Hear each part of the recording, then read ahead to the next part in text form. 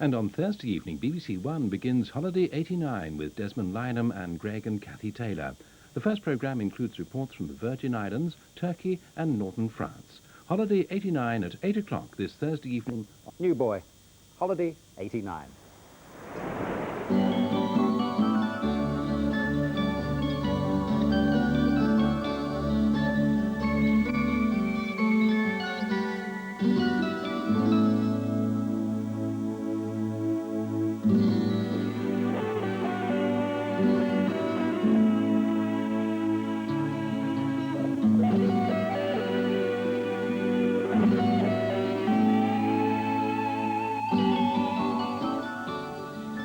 Hello, Thursday is my getting away from it all day for the next 14 weeks. I hope it will become yours too. Do you know what? Even get the chance to get the old knees brown. It's not a pretty sight. That comes later in the series, but for the next 30 minutes you don't even have to leave your armchair to see the sun rise in Turkey and set in the blue Caribbean. The royal blue Caribbean, that is. Follow in the wake of the Princess of Wales to the British Virgin Islands and you don't have to pay. 4 of you can win a fortnight there in our holiday competition. Now, later we'll give you the first clues, but one tip, however, it helps to get the radio times. Between you and me, though, our clues are easier. Anyway, you can relax for a few minutes. You know, last year, 400,000 of us headed to Turkey. That was twice as many as the previous year. This year, they're expecting to break the 500,000 mark. But before we get carried away by the arithmetic, that's the same number of people who visit Benidorm in a fortnight. So despite all the scare stories about it being spoilt already, there's still plenty of Turkey left to go round. Isn't there always? There are also lots of nice new names to mispronounce. Try Fethiye. Kathy Tayler did.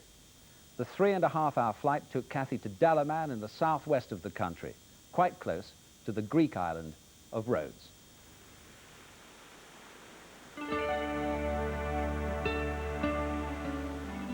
They told me Turkey's coastline has been spoilt. All high-rise hotels, hamburger joints and hordes of people packing the beaches.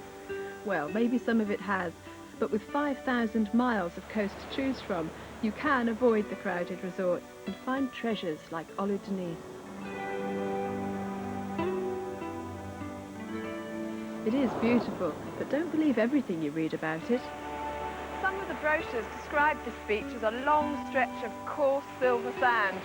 Well, there is some right up at the top, but how coarse does it have to get before they call this pebble? No sandcastles on this beach, but no grit in your sandwiches either. This is the view from my room in the Pension Manzara.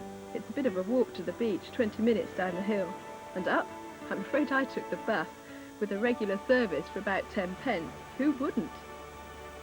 Manzara, that's my first Turkish word, and it means panorama. All of the rooms are like this one here, except that some of them have got what they call a French bed. That's a double to you or me. We hear a lot about Turkish baths. Here, I'm okay. Elsewhere, I'm not so sure. Somewhere under the face pack is Susie. Okay, here we are in the mud bath now. What you have to do is, this is all full of fantastic healing properties, and you have to rub it on all over, much more like this. None of you have got to chicken out, by the way. You rub it all on, and then eventually it'll go dry in about 5–10 minutes in the sun. And after it's gone dry, you wash it off, and then we'll sit in the sulphur spring and warm up again. It's a sort of rural beauticians, but I don't think the laundrette will agree. You reckon you'd like my job? This is the 2nd year running I've had to cover myself in smelly mud, and this stuff's got frogs in. The frogs seem happy to share their mud bath with us, but if they spend their whole lives in it, why aren't they prettier? Anyway, wash and soak cycle completed. Now for the rinse. Quite apart from the mudlark, this Dalyan Delta itself marks an important part in the sensible development of tourism in Turkey. A proposed hotel complex would have wiped out the breeding grounds of the loggerhead turtle, but thankfully along came the conservationists.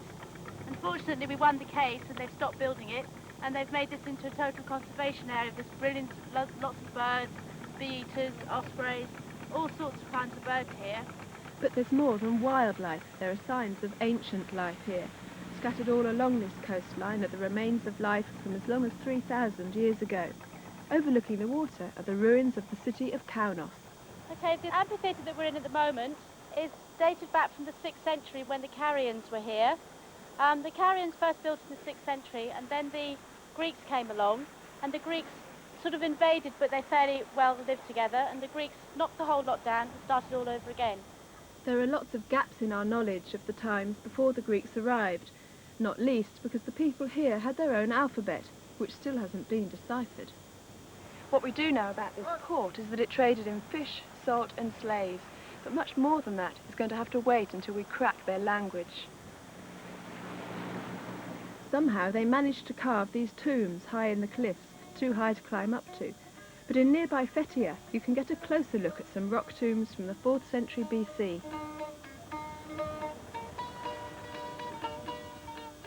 But not all Turkish ruins are old. In the hills behind Fethiye lies the ghost town of Calais. 70 years ago it was a thriving community, but when Turkey became a republic, the Greeks who lived in it were moved out.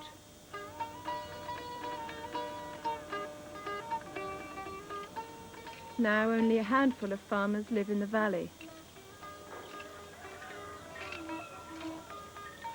A beautifully simple life, but traditional simplicity doesn't always come cheaply.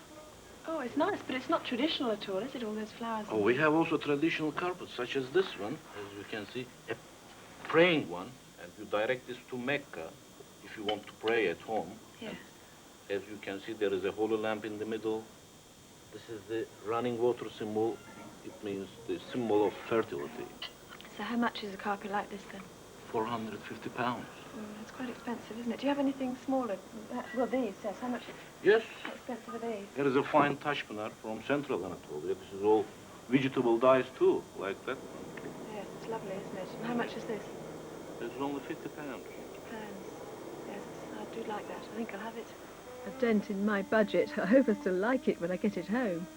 But the budget is standing up quite well elsewhere, particularly in the restaurants. Tonight we've got aubergines, or aubergines, or aubergine. Yes, the great Turkish cookbook, 40 things to do with aubergines. But honestly, the food is much more varied than, say, in Greece, and for anything between £2 and £7, you can get a really good meal. What are you having? 2 cheesecakes. What we call steak, I've forgotten what you call it. The fish is good, but check the price before you order. It can be very expensive, because the winter fishermen spend the summer where the money is, taking tourists on goulette boat trips. Father Christmas was born in Patara, and he worked in the sea, but he was very keen on children. He gave all the presents, which is where the Father Christmas bit came into it. My mum told me Father Christmas lives at the North Pole, but Susie's talking about the original Santa Claus, St. Nicholas. We're heading for a little island named after him. The church here has heard the prayers of 3 people's religions, Greeks, Romans and Christians. Now, the only voices are holidaymakers and their tour guides. As you walk through, you can see some steps and a piece of rock going the length of the thing, which was probably a seat. As you can see behind me, there is the remains of the apse. That's probably the most beautiful part of the church that's actually left. They reckon that the whole of the church was probably covered with this white marble stone. You can see remains of it all fallen down, all in the rubble beneath. There are lots of stories explaining why the roof to this once covered walkway was built. My favourite is about the princess who loved swimming in the sea. She had the passage built to protect her from the sun as she walked down to the water's edge, because she didn't want a suntan. In those days it was fashionable to be pale and interesting. Don't times change?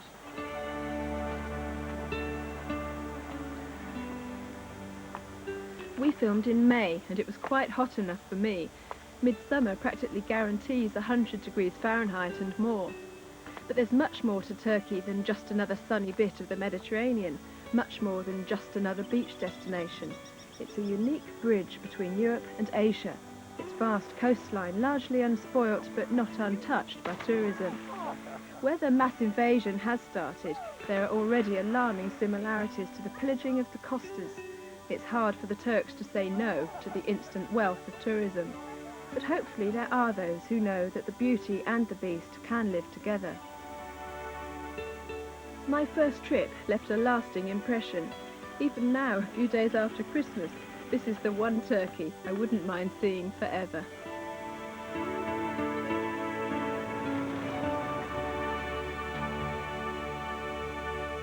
What we liked about Turkey was the cost of living. A pound goes a long way. But if you want to spend a penny, You might also have to go a long way. The sanitary arrangements are not always what we might have wished for.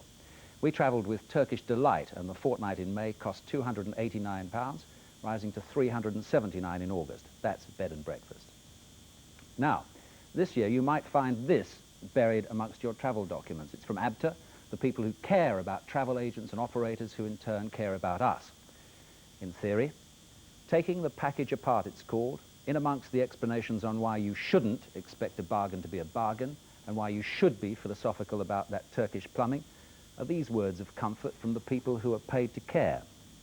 On the air hostess, and whilst a delay may be just a bore for you, it could mean a hostess missing a dinner date. Oh dear. On the airport rep, we all have moments of crisis in our jobs. Try not to bother him or her unless your question is really important. On hoteliers who overbook, he shouldn't, of course, but hoteliers have a living to make too, and often gamble successfully with our holidays. On couriers, having a row with the rep may jeopardize your relationship with a courier for the rest of the holiday, and that might be the worst disaster of all. Unfortunately, the worst disaster of all has already happened. After the horror of Pan Am Flight 103, we asked ABTA where they stood on airport security. They told us, if air disasters are a feature of air travel in the future, then ABTA might start looking into it in detail. So who really cares about those who pay the fares? Seems to me it's time we had an independent organisation working for us. Yeah, and if we did, Desmond, maybe it could sort out some of the silly customs rules. Remember Kathy's Turkish carpet? Well, had she bought it just 50 miles away in Rhodes, then she wouldn't have had to pay duty. Only EEC countries have a sensible allowance, £250. Go anywhere else in the world and you're stuck with a ridiculous £32 limit. It's the biggest single area of conflict between travellers and the duty men, and both of us would like it changed. Certainly. Actually, I'm not a great shopper or searcher after duty-free. The enjoyment in travel for me has always been in seeing, not the carrying. So, holiday programme assignment number 1 coming up for yours truly.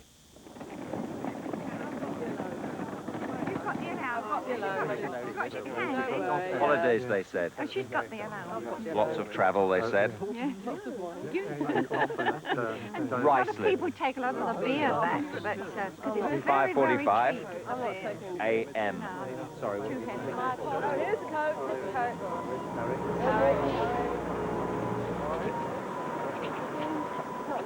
It's Operation Alarm Call. Destination Calais. Mission to bring home the bacon. And booze. And cheese. And anything else that takes your fancy.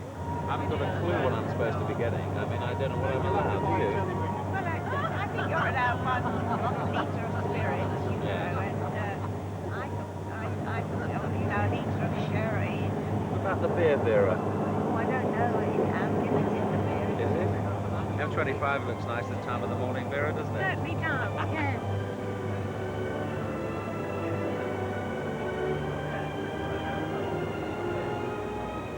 It's actually become quite clear that I'm a novice amongst a highly trained shopping expeditionary force. This coachload could clean out a branch of Sainsbury's in a matter of minutes. The question is, will the French supply lines hold out? Ladies and gentlemen, we're now boarding the Please be preparing the Pride of Dover. You'll find that there are cafeterias and a restaurant and duty-free shops. Now, a quick reminder of orders. So it's 1.5 litres strong liqueurs over 22% volume, or 3 litres fortified or sparkling wines and some liqueurs. 22%. It's a complicated business. I don't really want 25 mechanical lighters. I think I'll get some beer. After all, I'm allowed 8 cases. Excuse me, have you brought that thing with you? Yes. All the way across, have you? What are you going to get with it then? What are you going to put on there? Some drink? Yes. Really? You'll be buying a bit then? A little, yes. I couldn't resist doing a bit of shopping on the boat. Some good bargains here. Realise later that the sensible thing is to do it on the way back. Can't beat experience. But we all make mistakes, don't we? Good morning. Aren't you buying your stuff over in France? Yeah. No, I can't. I can't get off the boat, and I stupidly forgot my passport. Oh, no. Do you know, I was that much away from doing it myself. It's easily... I had to go back for mine. Oh, dear. But it means I have to go back on the next boat, and straight home again, but I can take a little with me. Oh, sure. Spoiled your day a bit, though, hasn't it? Now, synchronized watches, 09:59 GMT, time for this particular Normandy landing. The platoon is absolutely ready for action. Each man and woman will this day do his duty free. A quick look at the map reference. A little trouble for Transport Command to overcome, but it's a day when no orange will be left unturned and sacrifices will be made. So many things to look at here. You haven't got time to stop and get lunch. Oh, no, boy, I'm very partial to trouble. See you at the other end. Right, okie doke.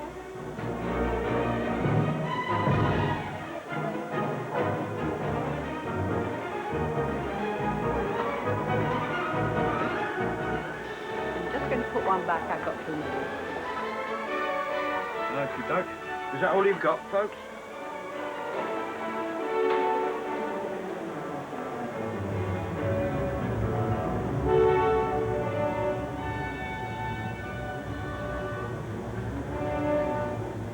We'll carry the beer, though, shall we? Yeah, I'll definitely carry the beer. Is that? Yeah. It's not for me.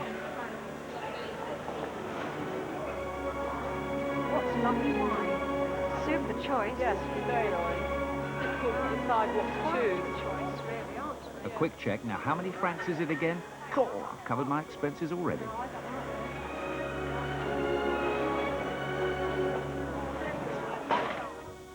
What a day.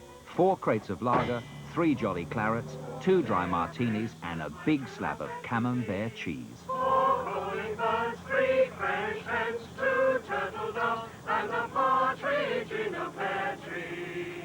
On the 5th day of Christmas, my true love said to me, 5 gold rings.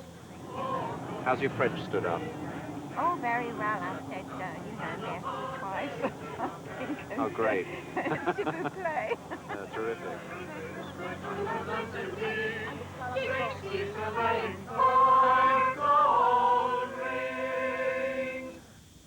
Ruislip, Calais, Ruislip cost about £1 an hour. That's £18.50. But if you want to go under your own steam, P&O will take you from Dover to Calais and back for just £6.50. You can take a car with 4 adults for £40. Saves a lot of arm work. But if the 75-minute trip doesn't give you time to get your sea legs, we've got the solution for 4 of you. How about 7 days on a luxury yacht in the Caribbean? And another 7 days at an equally luxurious resort to help you get back your land legs. And I didn't touch the rum. The British Virgin Islands are tiny but still large enough to be able to lose a princess and her entourage. Our prize winners will have little difficulty in adapting to the hectic pace of life at the rock resort of Little Dick's Bay. It's hard to believe Britain is only 10 hours away.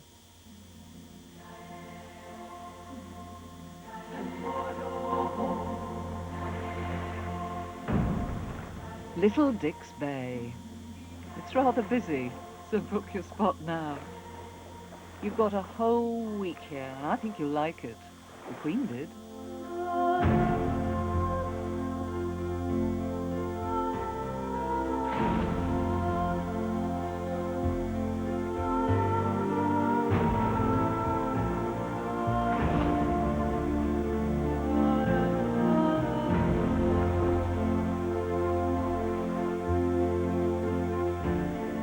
Now a bit of exploring. Do you know Columbus called this island the Fat Virgin? Funny name. Maybe he'd been a long time at sea.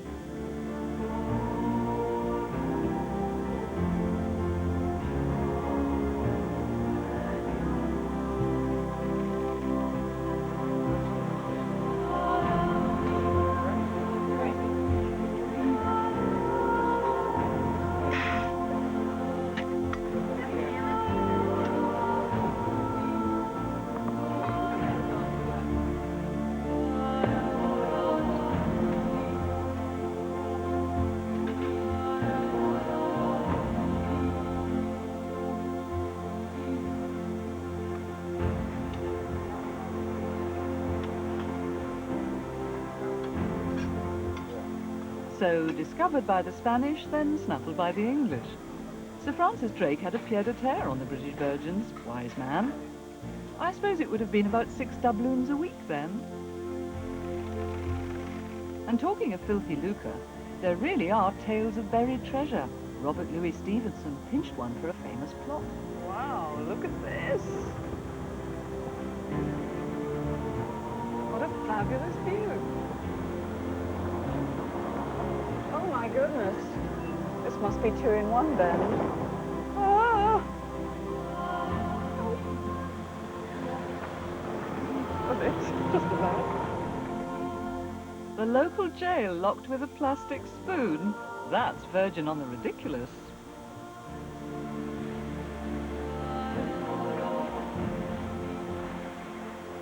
There's no shortage of virgin sand, but it's been well trodden in days of old. The pirates used to call this place the Bars, and they say if you swim in it, you become more beautiful.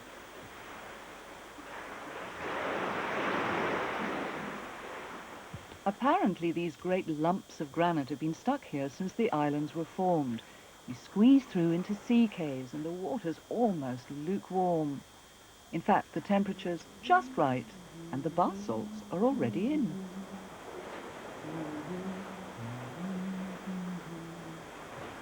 I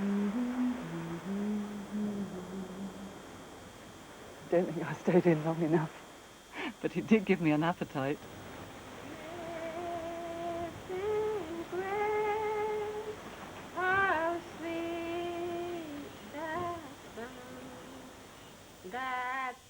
What's this? A restaurant in Carrot Bay? It's got to be vegetarian. Wrong. And Mrs. Scatcliffe gives you more than her own version of local specialities. But now I'm gone, was blind, but now I see.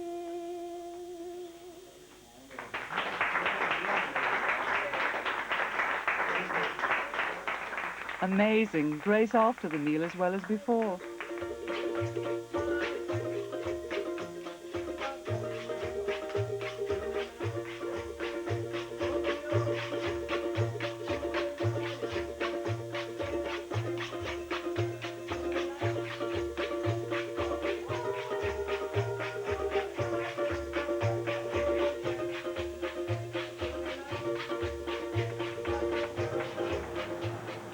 The island of Tortola, a bit larger than the Fat Virgin, but just as gorgeous. These islands are among the least commercialized in the Caribbean. And by the way, you drive on our side of the road, but in American cars. Very confusing. No, it wasn't me. But in a place where there are no road markings, no road signs, and only 2 policemen, you've got to be careful.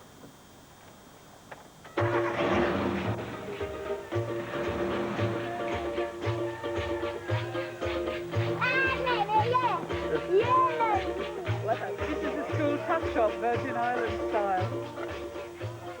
A pusser's painkiller is the local rum cocktail. You only feel the pain in the morning.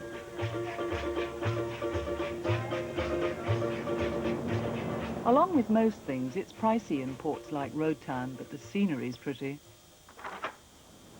It's funny, you don't see many swimming pools in the Virgin Islands, but you soon find out why.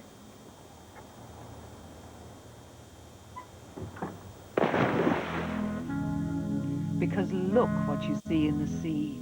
It's the most amazing experience to feel fish nibbling at people's fingers for a change.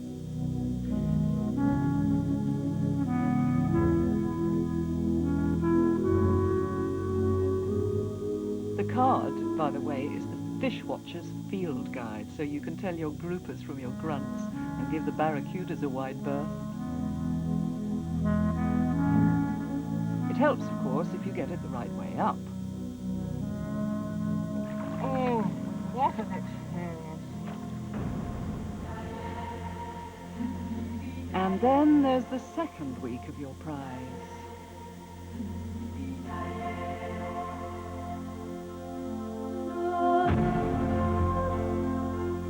You have a super 62-foot yacht, the Golden Sky, all to yourselves.